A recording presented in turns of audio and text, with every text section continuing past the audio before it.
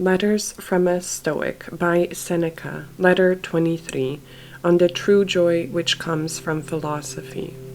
Do you suppose that I shall write you how kindly the winter season has dealt with us, a short season and a mild one, or what a nasty spring we are having, cold weather out of season, and all the other trivialities which people write when they are at a loss for topics of conversation? No, I shall communicate something which may help both you and myself. And what shall this something be, if not an exhortation to soundness of mind? Do you ask what is the foundation of a sound mind? It is not to find joy in useless things. I said that it was the foundation. It is really the pinnacle. We have reached the highest if we know what it is that we find joy in, and if we have not placed our happiness in the control of externals. The man who is goaded ahead by hope of anything, though it be within reach, though it be easy of access, and though his ambition has never played him false, is troubled and unsure of himself. Above all, my dear Lucilius, make this your business. Learn how to feel joy. Do you think that I am now robbing you of many pleasures when I try to do away with the gifts of chance, when I counsel the avoidance of hope, the sweetest thing that gladdens our hearts? Quite the contrary. I do not wish you ever to be deprived of gladness. I would have it born in your house, and it is born there, if only it be inside of you. Other objects of cheer do not fill a man's bosom. They merely smooth his brow and are inconstant, unless perhaps you believe that he who laughs has joy. The very soul must be happy and confident, lifted above every circumstance. Real joy, believe me, is a stern matter. Can one, do you think, despise death with a carefree countenance, or with a blithe and gay expression, as our young dandies are accustomed to say? Or can one thus open his door to poverty, or hold the curb on his pleasures, or contemplate the endurance of pain?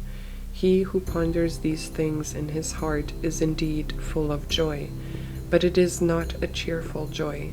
It is just this joy, however, of which I would have you become the owner, for it will never fail you when once you have found its source.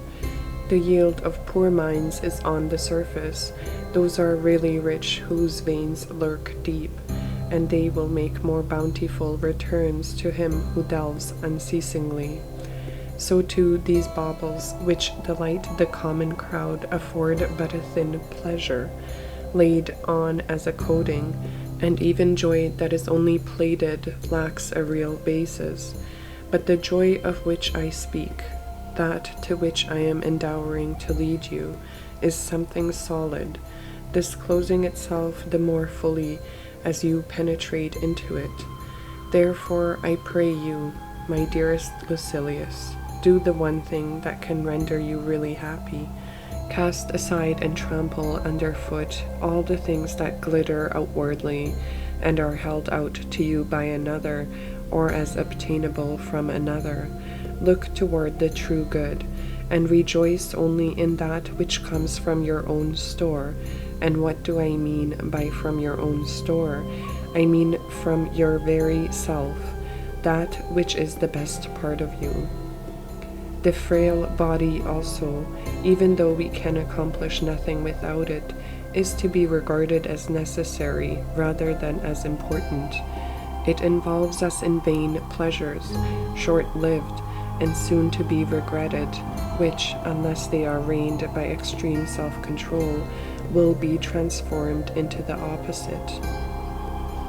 This is what I mean. Pleasure, unless it has been kept within bounds, tends to rush headlong into the abyss of sorrow. But it is hard to keep within bounds in that which you believe to be good. The real good may be coveted with safety. Do you ask me what this real good is, and whence it derives? I will tell you. It comes from a good conscience, from honorable purpose, from right actions, from contempt of the gifts of chance, from an even and calm way of living, which treads but one path. For men who leap from one purpose to another, or do not even leap, but are carried over by a sort of hazard, how can such wavering and unstable persons possess any good that is fixed and lasting? There are only a few who control themselves and their affairs by a guiding purpose. The rest do not proceed. They are merely swept along, like objects floating in a river. And of those objects, some are held back by sluggish waters and are transported gently. Others are torn along by a more violent current. Some, which are nearest the bank, are left there as the current slackens, and others are carried out to sea by the onrush of the stream. Therefore, we should decide what we wish, and abide by the decision. Now is the time for me to pay my debt. I can give you a saying of your friend Epicurus, and thus clear this letter of its obligation. It is bothersome always to be beginning life, or another which will perhaps express the meaning better. They live ill who are always beginning to live. You are right in asking why. The saying certainly stands in need of a commentary. It is because the life of such persons is always incomplete, but a man cannot stand prepared for the approach of death if he has just begun to live. We must make it our aim already to have lived long enough. No one deems that he has done so if he is just on the point of planning his life. You need to think that there are few of this kind. Practically everyone is of such a stamp. Some men, indeed, only begin to live when it is time for them to leave off living. And if this seems surprising to you, I shall add that which will surprise you still more. Some men have left off living before they have begun. Farewell.